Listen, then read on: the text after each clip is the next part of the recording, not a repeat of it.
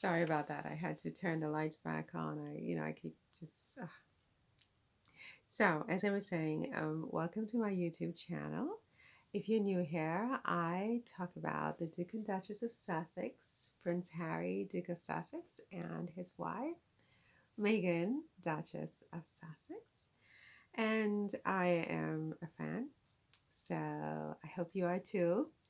But if you're not, I still welcome you and just invite you to listen and hopefully with an open heart and mind. And, we can agree to live and let live, all that good stuff, because we're all just human.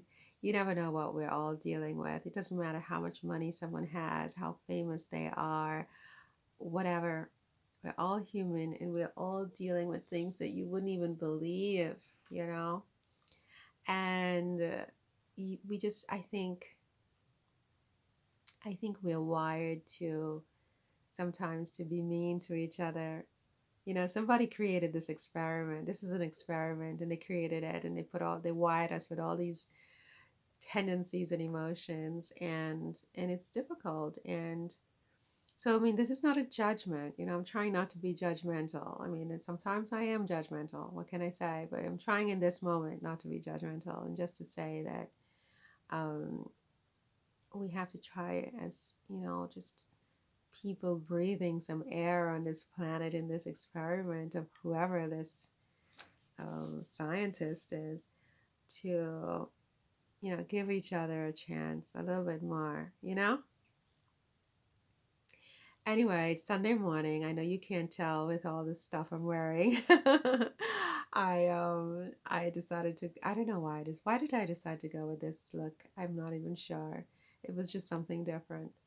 And so this necklace, it's got its story. It was a gift, and that I received many years ago, and I've never worn it out of the house, the apartment. Not for any reason. I've never had an occasion to wear it. It's sat there for decades and decades and decades, and it was from the. Watch how I'm gonna bust it. Watch how I'm gonna pull and bust. But yeah, it was from the first boyfriend. Yeah, and who broke my heart. So once that happened, I came very close to throwing it out. It's the only thing that survived the tornado that ensued, and that was a tornado. And and I'm really glad I didn't throw it out, because now I can wear it. I mean, my God, how many years are we talking about here? Should I age myself? This is about 30 years old to the day. This was a birthday present. Yeah, my birthday's coming up. Okay, so enough about me. How about you? I hope you're well. I hope you're well. I hope you're doing the best you can with what you have. And yes, trying to be in good health and strength, mind, body, spirit, and enjoying the holidays. I hope you have your tree up. I don't know if I'm having a tree this year because it's just too complicated. It's too complicated. Let's just leave it at that. So I'm not sure I'm going to put a tree, but maybe I'll put out my balls, my balls. I wish. Maybe I'll put the whatever you call those things that you put on a tree. They are, well, whatever. Anyway, so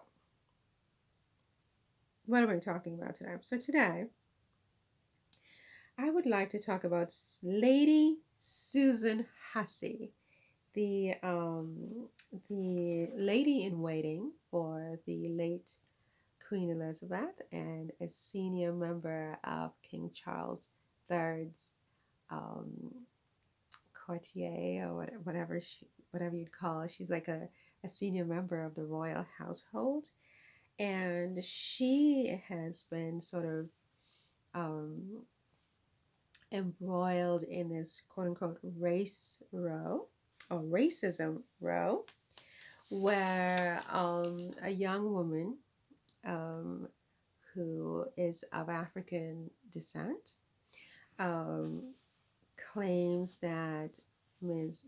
Hussey or Lady Hussey or Hussey, I don't know, basically abused her racially and questioned her British nationality and forced her to sort of, you know, tell her where in Africa she came from and so on and so forth.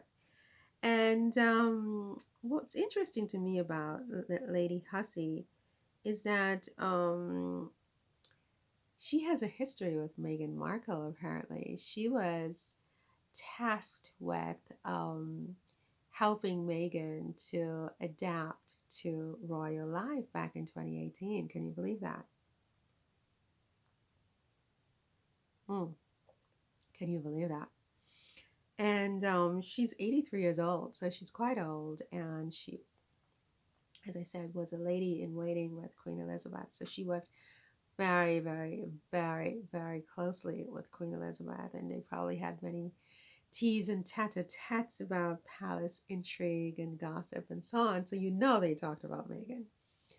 And so this woman apparently told, according to an author and others, told them that Meghan and Harry's marriage would end in tears, that it wouldn't last very long and it would end in tears.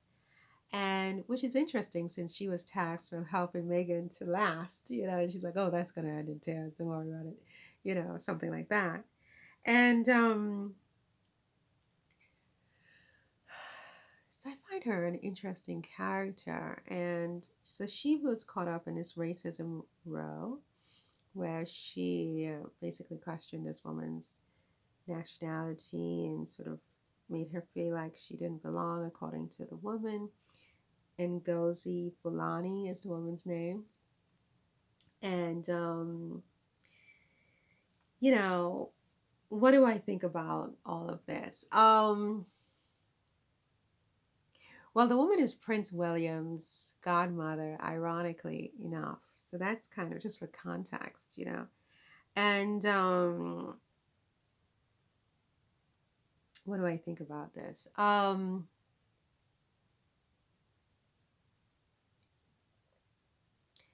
I think she needs education in terms of, you know what, I think a lot of people, maybe the world, the entire world needs education on this issue and re-education.